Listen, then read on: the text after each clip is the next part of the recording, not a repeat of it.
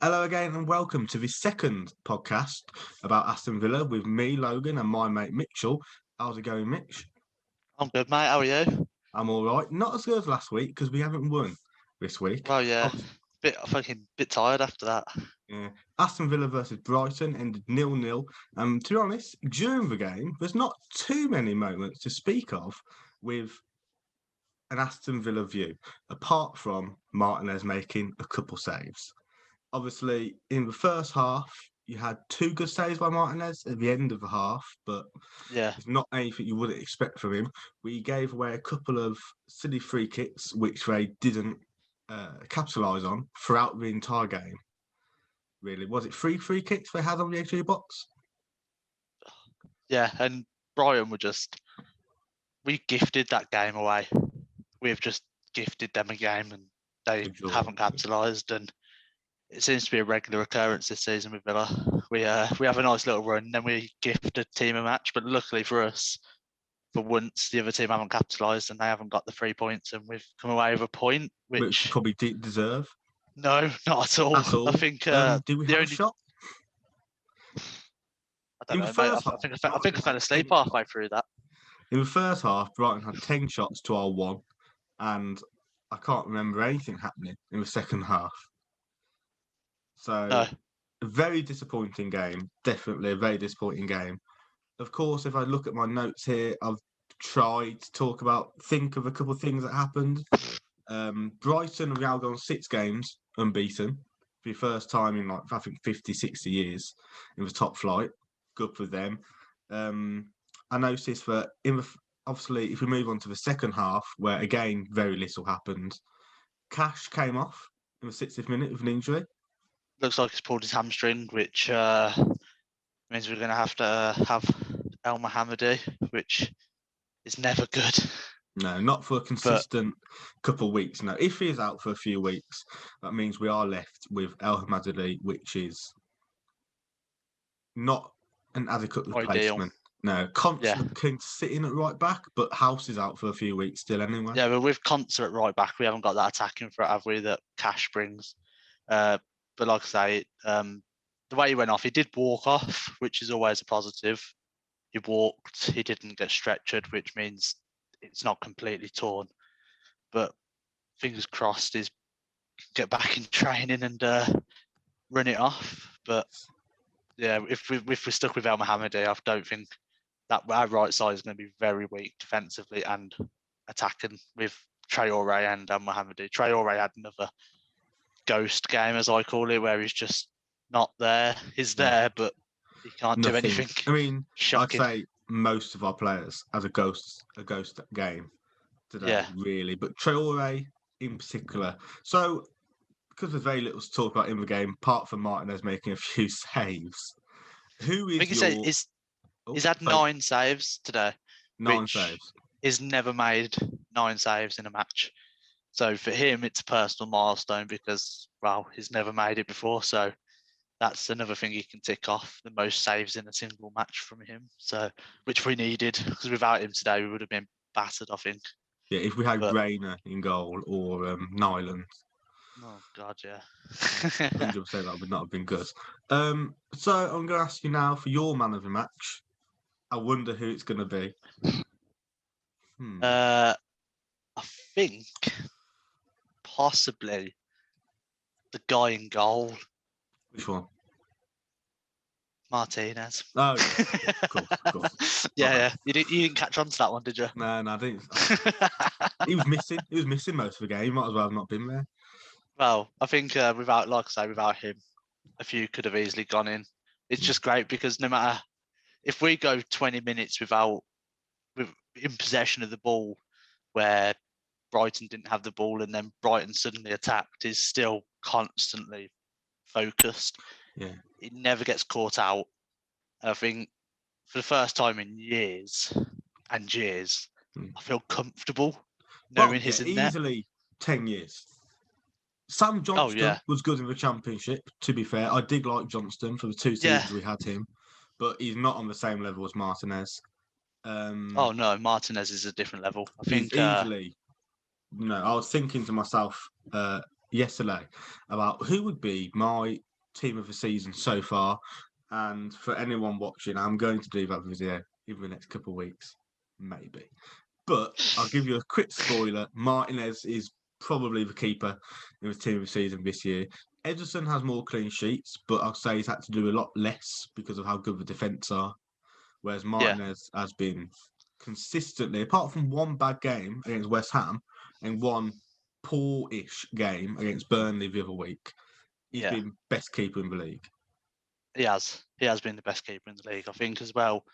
Obviously, I think Ederson's the only keeper that's had more clean sheets, but with the defence in front of Ederson this year, you can't really. Whereas Ederson probably has to pull off 1 or 2 saves in a match, if that. Where Martinez is walking away pulling off 9 world-class save fingertip over the post saves. Yeah, he's not one of those keepers either that does it for the cameras. He tries to catch and he tries to handle it more often than not, which is good because nothing's more frustrating than when a keeper is an easy catch and then tip it over the bar and it's like it's there. Exactly. Catch it like that. Catches it in hand and then he looks. First thing he does is look for the the attack. Distribution. Yeah. Yeah, which is usually a over the top kick. For Watkins to run on, or one of the long throws to one of the wingers. Yeah, that's it. Yeah, I think with the building blocks we've got with him in the net in goal, and then with our, I think Louise as well today had quite a good match. Which I think in the first half he was very creative, and he was he reminded me of a Championship McGinn. He was carrying the ball, and he was He did that one pass behind to Grealish, Brighton defence to Grealish, where he had a foul, didn't he? Yeah. Which he looked for, but that's but yeah, I think look, think about it. He was one of the good ones out of a bad bunch. He wasn't great, but he wasn't as bad as anyone else, and I think he did bring that composure to our midfield that and Camber doesn't. Well, there's a lot of talk before the game of who people are going to start with, Louise or Nakamba. And I think it's quite clear that in games that we should be winning or trying to win, such as against Brighton, Louise is the better choice because he can carry the ball, he's better on the ball. But what he does, what he doesn't do, that Nakamba does do, is Louise consistently gives away silly fouls on the edge box. He has done since he's joined. Obviously, Nakamba's a better defensive player than Louise. That's a given. Louise is more prone to sort of chopping at the legs and lunging in where he doesn't need. He's given away a few penalties as well in the past. You can tell he was brought up through like the Manchester City academy because he does make those. He makes those cynical fouls. Cynical fouls. Yeah, he stops attacks and then acts like he ain't done anything. Yeah, he's like makes the foul and he's like, oh. The HU box. We're against Brighton, and clearly they can't take free kicks. But when it's against teams like Southampton, and you got Ward-Prowse on the end of a free kick, you give away that, it's basically giving away a penalty. Yeah. Because as early in the season, he scores a free kick against us from a foul which didn't need to happen. So you think Louise played quite well? I actually disagree. I think he played well in the aspect of going bringing forward, the ball, one of the few players coming forward, and like I said, I don't think he played like great, but out of a bad team, he was one of the players that was like, he's putting a shift in, and he might make fouls and stick his leg out where he shouldn't, but I think he does bring a lot more to the team than Nakamba does. For example, like today with Nakamba, we wouldn't have had any more attacking threat. We didn't really have any anyway. So moving on to that, I think it's quite clear the two candidates for the worst player of the game. Who are you going with for your worst player of the game?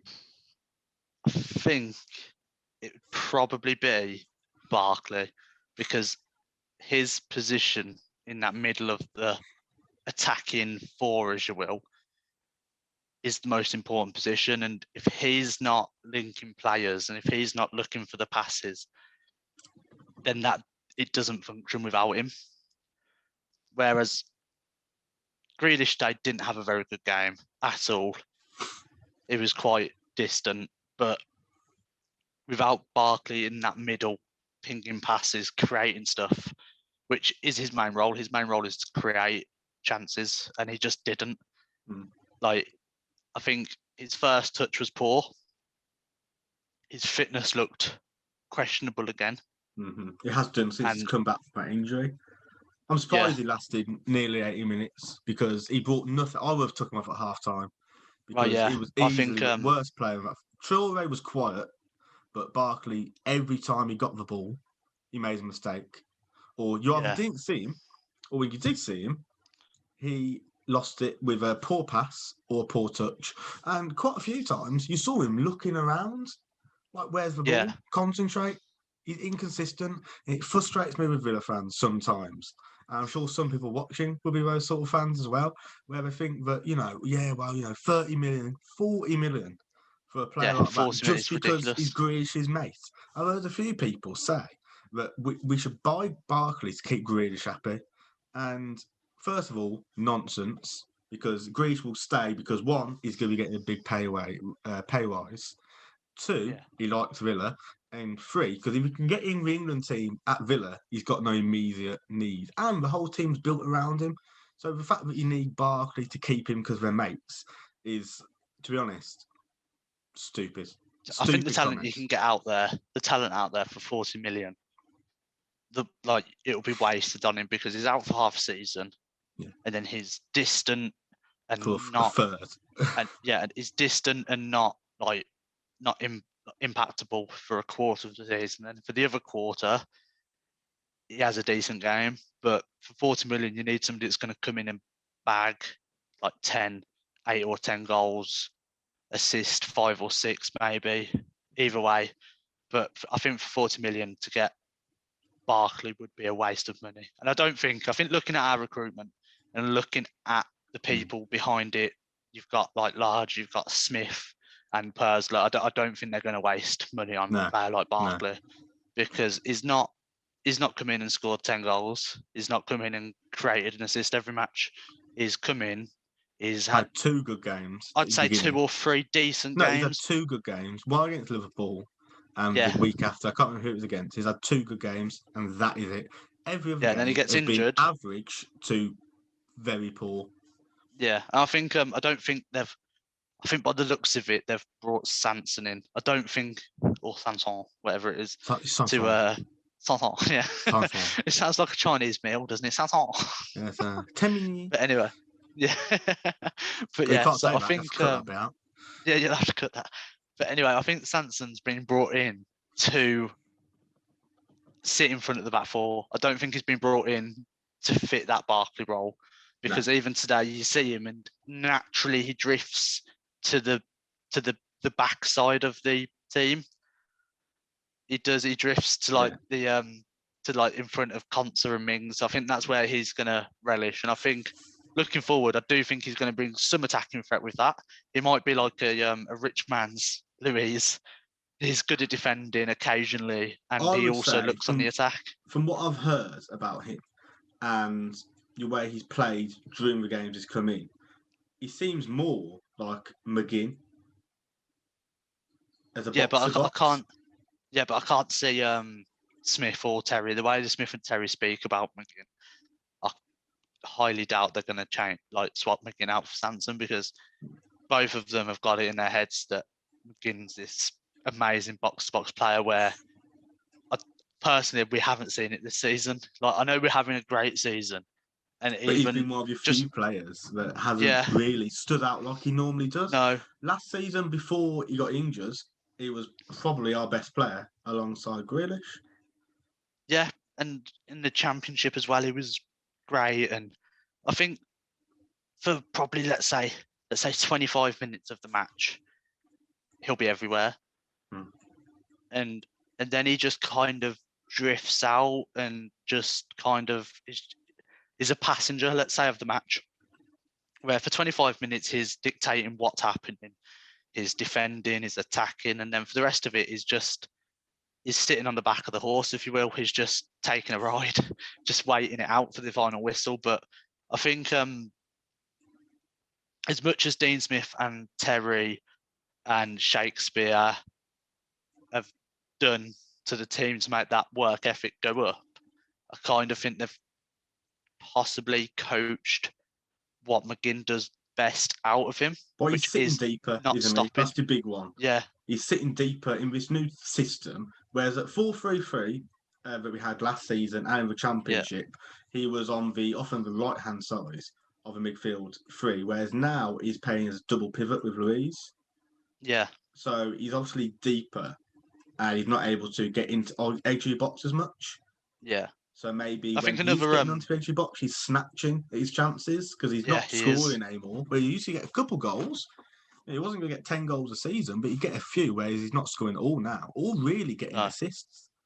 I think as well, what seems to have definitely been coached into the players, which over the last few matches in particular hasn't worked at all, is this cross-field pass where Cash is trying to ping it across to Grealish and then Target tries to ping it across to Traore, or McGinn's trying to ping it across to Traore. It's just getting Konsa did a free kick, didn't he? The last 10 minutes, he tried to drive it to Grealish, and there was 3 players in front of him.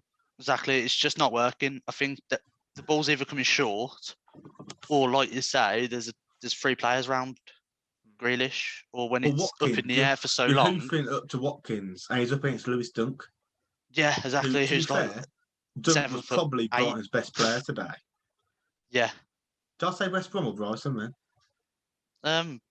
I'm not sure, mate. I can't remember. I thought I sounded like I said West Brom. I may have said Brighton. He was easily Brighton's best player today. I mean, I think there was another talking point that Lewis Dunk was interested in, was that push on Trezeguet when he was in the box, which was never a penalty. But this season, if it was given, if it was given, I don't think many people would have been like, well, everyone would have been like, what's going on here? But that's what everyone's been like all season. It wouldn't have broke that type of momentum that VAR and referees are taking this season. No. So it wouldn't have been impossible to be given. I've seen less be given, but I've seen more not be given. It's weird. So... Trezeguet's a weird one. I think he had a poor game, and he came on for Traore. Traore, we haven't even mentioned him. He did nothing all game. There's nothing to mention. We know with Traore, he's going to be 50-50. He's going to be one game where he's good or solid, and then the next game, you're not going to see him do anything. And he's inconsistent. I think everything about his play is inconsistent. His set pieces and his crossing are widely inconsistent. So 1 minute he'll ping a great ball in for a free kick, but then probably 6 out of the 10 times it doesn't even get past the wall or the first man. So you know what you're getting with Traore. You know he's going to be he's not going to be giving you game after game of exceptional play or even good play, because he was rubbish today. But Trezeguet came on. I probably would have brought an El Ghazi. It's a bit more attacking threat. Yeah, I think every match it seems to be that Smith just it's like in his blood. Right, take Traore off, put Trezeguet on, but it's not changing the dynamic of the play at all. Trezeguet is only good when he starts against a tough team where he's got to do a lot of running. He's not going to create goals. Really. Trezeguet isn't that often. I think with El Ghazi as well. I'm not going to sit here and sing his praises because I don't think he's a great player, but I think he brings something different to the team. He brings that creativeness. He brings that ability to score a goal. He brings that direct running as well, whereas Trezeguet doesn't. Trezeguet he runs like a headless chicken sometimes. He just doesn't know where he is, but next minute he's at left back, and then the minute after is bloody playing between Mings and Konsa. I mean, again, he gave away a foul right at the edge of the box, unnecessary. He dived in your box. As far as I'm concerned, he made the most out of that foul. It wasn't really a foul; it was a little push. But it's not the first time he's done it this season, where he's had tiny contact and jumps. So referees will notice that as well. Yeah, they'll notice the fact that he's constantly jumping to the floor. Unless you're Salah, you don't really get away with those sort of darts. Right, it's that big six. That big six philosophy again, isn't it? If you're not playing that big six, you're not going to get decisions your way. But I think today with the 4 up top, we played like normal, where we played Watkins, Grealish, Barkley, and Traore. We missed a bit of a trick there because we were playing in the middle a lot more than we were out wide. And with Brighton's 3 at the back, yeah, they were playing left and right wing backs, but they were quite high up. Yeah, They weren't. especially the left wing back, Yeah, who's can't remember his name. He's not usually a wing back. I can't think of his name. but I think like I say, like the 4 up top, we basically had 4 up top against Brighton's 3 defenders. Yeah. And it was that final pass or the final touch. And I think Grealish's first touch today wasn't as good as it has been. No, It was not nowhere at all, near no. as it's nowhere near as good as the high standard we expect from him. So, like, fair enough, every player can have an off game here and there. But in a match like today where we counted on somebody direct running at that back 3, drawing 2 out and then having Watkins and Traore or Watkins and Barkley there to pick up the pass or something, there was no direct running. There was no direct threat to Brighton. And that showed with the lack of chances, the lack of goal shots on target, and the lack of goals. Well, there was none. So it proves it all, doesn't it? I think moving forward, we definitely need to maybe on the training ground stop focusing on the defending as much as we are now, which is great because we're not conceding, which is great, but we need to start focusing now on the attack and maybe getting Barkley fit enough and getting him direct running, getting Grealish direct running, getting Traore direct running with Watkins in behind. And but yeah, that today we just lacked any motivation to do that. Well, I've got 2 points actually. First of all, you can't just rely on individual creativity from Grealish. No. You can't, because he's not going to do it. 38 games of a season, and the whole reason Barkley's sort of in the team is because he takes a bit of pressure away from Grealish. He's not done that the past few games. Because Grealish, now, it's obvious. The best way to mark Grealish is put 2 players on him. That's obvious. That's where Traore, Watkins, Barkley, McGinn even need to offer more support so that they don't put 2 players on Grealish because they've got to drop off and pick up a midfielder coming in. So that's clearly a problem which I think Villa need to figure out of how to stop. But of course, obviously, if the opposition team has put 2 players on Grealish, that means there's mathematically, there's one of our players with no one. So if we utilise that player, whether it be even McGinn, bring McGinn forward when that happens, because he has proven in the past that he's an attacking threat. Yeah. He can pass, he can dribble, he can shoot, he knows where players are.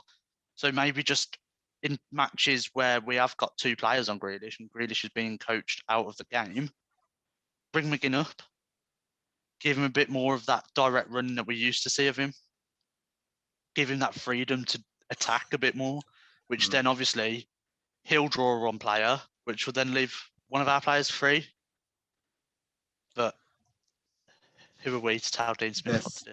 Exactly. Dean Smith is... I haven't got my coaching badges yet. No, neither have I. Neither has John Terry, apparently. He can't get the Bournemouth job. But I think, do you reckon he failed the interview, do you? I think so, yeah, from what I've heard. It sort of quieted down, yeah. It died down, the talk of him joining Bournemouth. He went for the interview, shows up, but then I went, actually, no.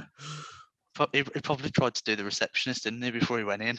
Exactly, 100%. Couldn't keep it in his pants. Yeah, that's John Terry's biggest problem. I mean, is there I forgot my second point now. You distracted me with talk of John Terry's penis. But is there any other talking points other than John Terry's penis? Definitely we're lacking something which we need to bring in next match. But this always happens. We go on a run, we start gaining a bit of momentum. We had a great result against Arsenal, and then we play a team like Brighton where we should pick up 3 points, and we just lack that killer instinct. Again, it seems to be becoming a recurring issue. I suppose one positive of the day, we got a point. We've moved above Tottenham. So I think all in all, we're still moving up that table, but that's just due to Tottenham's form rather than ours. Yeah, I mean, that's one thing we need from this. Every poor game, you do need to take a positive. We didn't lose. We probably should have lost. The biggest positive, I don't actually think defensively we were that strong today. We gave Brighton No. quite a few chances and we were very sloppy on the ball.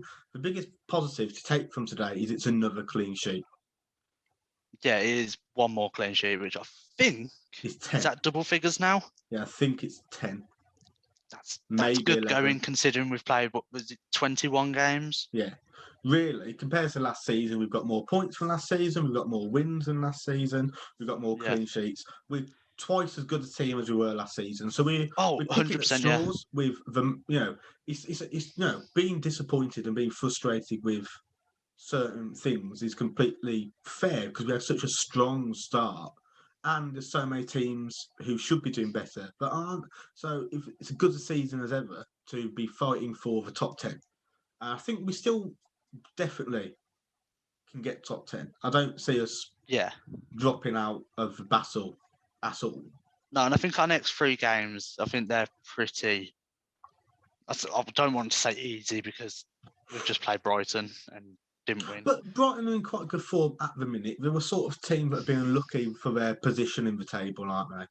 They play nice football and they just struggle to score often, whereas they've been a lot more defensively sound in the past 6 games, which has obviously got them another point today. So I wouldn't be. Brighton are playing quite well.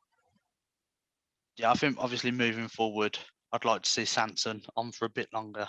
Yeah, because he comes on when we're under the cosh and then doesn't do much, but that's not his fault because we're not attacking as much, so we're not giving him the ball as much as he probably wants. But I think I'd like to see a bit more of him moving forward. Maybe drop Barkley for a couple of games, maybe kick him in shape a bit. Yeah, we're quite lucky at the minute because we haven't got 2 games a week for the next few weeks. No. So players have time to rest up and get fit. When is our next match? Next weekend. Is it? Yeah. Who we got? I don't know. I was hoping you'd know. Anyway, as I was going to say a minute ago before we rambled on a bit longer, the end of the second Aston Villa podcast, disappointing result today. Hopefully next week is better, and hopefully it's not so dark in my room next week as well, so you can actually stop seeing lots of. We might get a bit more views because they can't see you as well. That's it, mate. Do you know what I mean? So again, thanks a lot for watching, and see you next week.